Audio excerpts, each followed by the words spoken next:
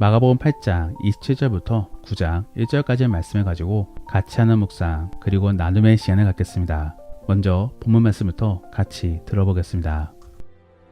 예수와 제자들이 빌립보 가이사랴 여러 마을로 나가실새 길에서 제자들에게 물어 사람들이 나를 누구라고 하느냐? 세례 요한이라 하고 더러는 엘리야, 더러는 선지자 중에 하나라 하나이다. 너희는 나를 누구라 하느냐? 베드로가 대답하여 이르되 주는 그리스도시니이다. 이에 자기의 일을 아무에게도 말하지 말라 경고하시고 인자가 많은 고난을 받고 장로들과 대제사장들과 서기관들에게 버림받아 죽임을 당하고 사흘 만에 살아나야 할 것을 비로소 그들에게 가르치시되 드러내놓고 이 말씀을 하시니 베드로가 예수를 붙들고 항변하매 예수께서 돌이키사 제자들을 보시며 베드로를 꾸짖어 사탄아, 내 뒤로 물러가라. 내가 하나님의 일을 생각하지 아니하고 도리어 사람의 일을 생각하는도다. 무리와 제자들을 불러 이르시되 누구든지 나를 따라오려거든 자기를 부인하고 자기 십자가를 지고 나를 따를 것이니라. 누구든지 자기 목숨을 구원하고자 하면 잃을 것이요 누구든지 나와 복음을 위하여 자기 목숨을 잃으면 구원하리라. 사람이 만일 온 천하를 얻고도 자기 목숨을 잃으면 무엇이 유익하리요? 사람이 무엇을 주고 자기 목숨과 바꾸겠느냐?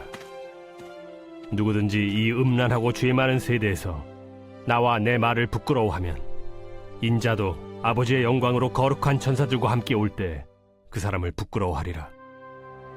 내가 진실로 너희에게 이르노니 여기 서 있는 사람 중에 죽기 전에 하나님의 나라가 권능으로 임하는 것을 볼 자들도 있느니라. 인간은 영혼과 육체로 구성되어 있습니다. 그리고 그 영혼을 통하여 우리는 마음이란 것을 품게 됩니다. 마음은 영혼이 지향하는 방향을 일컫습니다. 그리고 그러한 방향 아래 생각을 품게 되는 것입니다. 결국 주가 원하시는 생각을 갖기 위해서는 우리 안에 영혼의 거듭남이 필요합니다. 그리고 그러한 거듭남은 오직 하나님을 통해서만이 가능합니다. 만일 우리가 주의 은혜로 거듭나게 되면은 그때부터 우리는 주의 지혜로 주가 원하시는 것을 깨닫고 주가 원하시는 것을 행하고자 노력하게 됩니다. 비록 이 세상 안에는 죄의 유혹들이 가득하므로 우리의 방향을 뒤흔들려 가지만 결국 거듭난 영혼 및 그 영혼이 품는 마음으로 인하여 주가 원하시는 방향을 찾게 되는 것입니다. 이러한 모습들이 바로 성화 및 신앙생활인 것입니다. 그리고 우리 그리스도인들이 가져야 될 모습인 것이지요. 오늘 본문에서는 그러한 그리스도인들이 어떠한 마음을 가져야 될지를 소개해주고 있습니다. 예수님은 제자들을 앉히시고 자기가 누구냐고 묻습니다. 이제 얼마 안 있어 그들로부터 떠나야 되시기 때문에 더 분명하게 자신에 대하여 그리고 그들이 어떻게 살아가야 되는지를 알려주고 있는 것입니다. 그러므로 오늘 본문에서는 예수님에 대한 소개 및 제자도에 대하여 전해주고 있습니다. 그러므로 저는 오늘 본문 말씀을 통해 우리 그리스도인들이 어떠한 마음을 품어야 될지를 한번 살펴보기를 원합니다. 첫 번째로 우리 그리스도인들이 가져야 될 마음가짐은 예수님에 대한 바른 인식 및 믿음입니다. 예수님께서는 제자들에게 사람들이 나를 누구라고 생각하느냐라고 묻습니다. 그러자 제자들은 그간 들었던 이야기들을 늘어놓으면서 어떠한 사람들은 세례 요한이라고 하고 또 어떠한 사람들은 엘리야로 믿는다라고 전하고 있습니다. 더불어 또 어떠한 사람들은 선지자 중에 하나로 여기고 있다라고 전하고 있기도 하는 것입니다. 이렇게 제자들이 언급한 사람들의 특징은 무엇입니까? 모두 메시아를 예비했던 사람들인 것입니다. 그래서 메시아를 예언하기도 하고 한편으로는 그 메시아가 옴에 있어 먼저 등장할 사람으로 전해지고 있는 것입니다. 결국 사람들은 그러한 사람들을 언급함으로써 곧 오실 메시아를 고대했던 것입니다. 그런데 아이러니하게도 메시아는 이미 오셨습니다. 그들 곁에서 말씀을 가르쳐 주시고 그들을 치료해 주셨습니다. 하지만 그럼에도 불구하고 그들은 예수님을 선지자 중에 한 사람으로 인식했던 것입니다. 그렇다면 그들은 왜 예수님을 메시아로 인정하지 못하였던 것입니까? 아마도 그들이 상상했던 메시아와는 조금은 차이가 있었기 때문입니다. 그들이 상상했던 메시아는 다윗과 같은 존재입니다. 나라를 부강하게 만들고 주변 민족들을 호령하게 만드는 그러한 왕으로 상상했던 것입니다. 하지만 실상은 어떻습니까? 분명히 기적을 일으켜주는 것은 맞지만 말씀만 가르쳐주고 정치에는 별로 관심이 없어 보입니다. 그러므로 바리새인들과도 논쟁만 벌이고 있는 것이지요. 만일 정말로 메시아였더라면 그들을 제압할 수 있어야 될 것인데 말입니다. 이렇게 이들은 예수님에 대한 잘못된 생각을 갖고 있었습니다. 그러므로 믿음도 잘 자라나지 못했던 것입니다. 그렇기 때문에 예수님께서는 제자들에게 너희는 나를 누구라고 생각하느냐라고 묻고 있는 것입니다. 그러자 지금까지 제자들이 토론해왔던 결론을 베드로가 대표하여서 답하고 있습니다. 바로 예수님은 그리스도이시다라는 것이지요. 정답입니다. 그러므로 예수님께서는 긍정하시면서 아무에게도 이러한 말을 하지 말라라고 전해주고 계신 것입니다. 하지만 제자들은 그러한 답에 있어 진정한 의미를 알고 있지는 못했을 것입니다. 그러므로 최후의 만찬이 있는 날까지도 누가 먼저인가를 가지고 싸웠던 것이지요. 하지만 일단은 다른 사람들보다는 앞서 있습니다. 다른 사람들은 예수님을 선자 정도로만 알고 있었지만 제자들은 예수님을 메시아로 인식하였기 때문입니다. 결국 예수님이 어떠한 분이신가를 알고 있어야지만이 잘못된 신앙에 빠지지 않을 수 있습니다. 한 가지 예로 예수님을 그저 왕이신 하나님으로만 인식하고 있다면 우리는 기복신앙에 빠질 수 있습니다. 고통을 받아야 되는 부분들에 있어서 결코 이해할 수 없는 것이지요. 더불어 예수님을 오늘날의 어떠한 한 사람으로 인식하고 있다면 결국 그를 믿게 될 것입니다. 그러면서 이단에 빠지게 되는 것이지요. 이처럼 우리는 우리가 믿는 예수님이 어떠한 분이신가를 분명히 알고 있어야 되는 것입니다. 그러면 우리가 믿는 예수님은 어떠한 분이십니까? 2000년 전 이 땅에 내려오셨으며 인간이면서도 하나님이십니다. 예수님은 하나님의 말씀을 순종함으로 우리를 위해 십자가에 매달리셨습니다. 그리고 주의 도움으로 부활하신 것이지요. 더불어 지금은 저 하늘 우편에 앉아 계시며 우리를 위해 중보하고 계십니다. 그리고 훗날의 심판을 위하여 다시 이 땅에 내려오시게 되는 것입니다. 다만 그 재림이 비밀스럽게 임하는 것이 아니라 모두가 다 알 수 있을 정도로 공식적으로 오시게 되는 것입니다. 예수님은 모든 그리스도인들이 자신의 삶을 따르기를 원하십니다. 그러므로 사랑 때문에 헌신하기를 원하고 그를 통해 주를 전하기를 원하시는 것입니다. 그런데 그러한 과정 안에서도 하나님은 우리와 함께 하심으로 우리가 구원을 누릴 수 있게끔 도와주십니다. 그러므로 우리는 주를 믿으며 사랑하고 헌신해야 되는 것입니다. 이러한 부분들이 바로 우리가 믿고 따라야 될 부분들인 것입니다. 그리고 그러한 모습들을 나타내기 위하여 우리는 예수님에 대한 바른 지식을 가지고 있어야 되는 것입니다. 사랑하는 성도 여러분, 성경 공부 및 신앙서적 혹은 설교 등을 통하여 예수님에 대한 지식을 쌓기를 원합니다. 그리고 그러한 모습 아래 결국에 주가 원하시는 길로 나아갈 수 있기를 원합니다. 두 번째로 우리 그리스도인들이 가져야 될 마음가짐은 자기 희생 및 헌신입니다. 즉 하나님을 위한 마음 속에 자기를 힘들게 만들 수도 있어야 되는 것이지요. 그러므로 예수님께서는 34절 말씀에 누구든지 자기를 따라오려거든 자기를 부인하고 자기 십자가를 져야 된다라고 말씀해주고 계신 것입니다. 여기서의 자기 부인은 무엇을 의미합니까? 바로 자기의 것을 양도하는 것을 의미합니다. 그러므로 자기의 희생을 의미하고 있는 것입니다. 그러면 십자가는 무엇입니까? 과거 십자가는 무서운 형벌이었습니다. 그리고 치욕스러운 고난이었던 것이지요. 더불어 순교를 상징하기도 하였습니다. 결국 지기 부담스러운 그런 짐이었던 것입니다. 그런데 예수님께서는 그러한 것을 지라라고 말씀해주고 계십니다. 더불어 그래야지만이 결국 내 제자가 될 수 있다라고 말씀해주고 계신 것입니다. 어찌되었든 이 말씀은 대단히 부담스러운 말씀입니다. 더불어 어떠한 사람들은 이러한 논리를 단순히 투자의 개념으로 해석하는 사람들도 있습니다. 즉 구원을 얻기 위하여 우리는 먼저 선투자를 해야 된다라는 생각을 갖고 있는 것입니다. 만일 투자의 개념이 맞다라고 한다면 그것은 은혜가 아닙니다. 투자한 만큼의 대가를 받는 그냥 정당한 것입니다. 결국 감사할 필요가 없는 것이지요. 그러면 우리는 이러한 헌신 및 십자가를 어떻게 바라봐야 되는 것입니까? 바로 사랑을 기반으로 한 헌신으로 봐야 되는 것입니다. 남녀가 서로 사랑함 속에 나올 수 있는 애틋한 행동으로 봐야 되는 것이지요. 사람은 사랑하게 되면 자신의 심장도 내어줄 수 있습니다. 이것을 우리는 아가페라고 표현합니다. 우리는 이런 아가페 속에 주를 사랑함으로 내 이웃을 섬길 수 있어야 되는 것입니다. 다만 그런 아가페적인 마음은 계속적으로 나올 수 없습니다. 우리는 불완전함으로 에로스적인 사랑을 나타낼 수도 있습니다.